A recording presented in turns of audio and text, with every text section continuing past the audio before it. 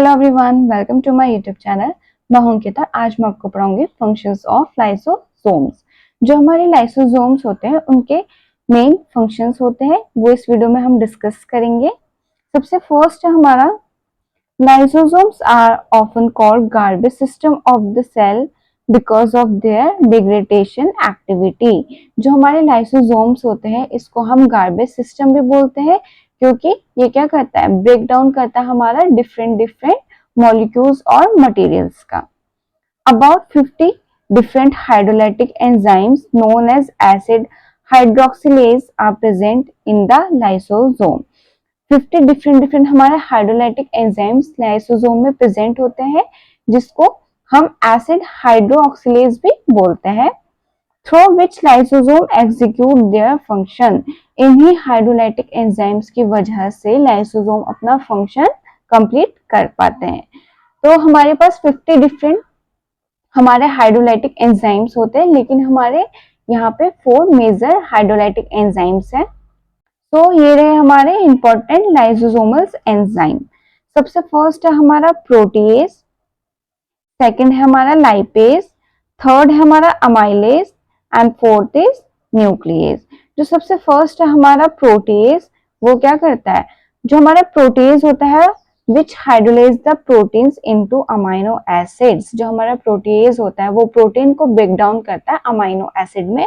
Amino acid इसकी small unit होती है, क्योंकि अमाइनो एसिड जो मॉलिक्यूल्स होते हैं इसके ही चेन से हमारा प्रोटीन फॉर्म होता है। सेकंड है हमारा lipase which hydrolyze the lipid into fatty acid and glyceride।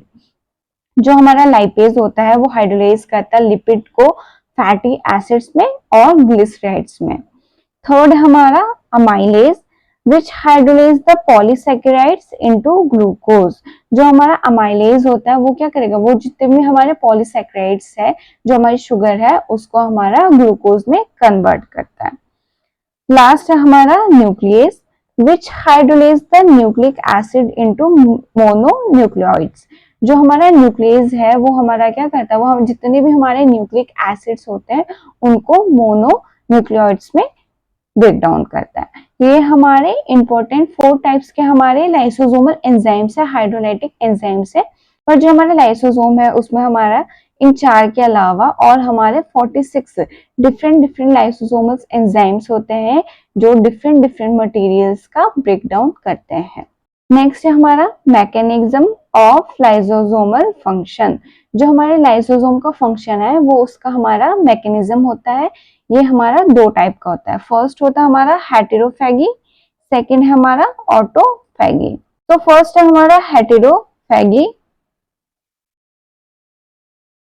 तो फर्स्ट हमारा heterophagy, digest of extra cellular materials इनकल्स by the cell via endocytosis. नाम से पता चला हेटेरो, जो सेल का पार्ट नहीं है, जो सेल के बाहर हमारे एक्स्ट्रा सेलुलर मटेरियल्स होते हैं, जो हमारा लाइसोसोम होता है उसको क्या करता है, उसको एंगल्फ करके उसको रिमूव करता है, जितने भी हमारे एक्स्ट्रा सेलुलर मटेरियल्स होते हैं।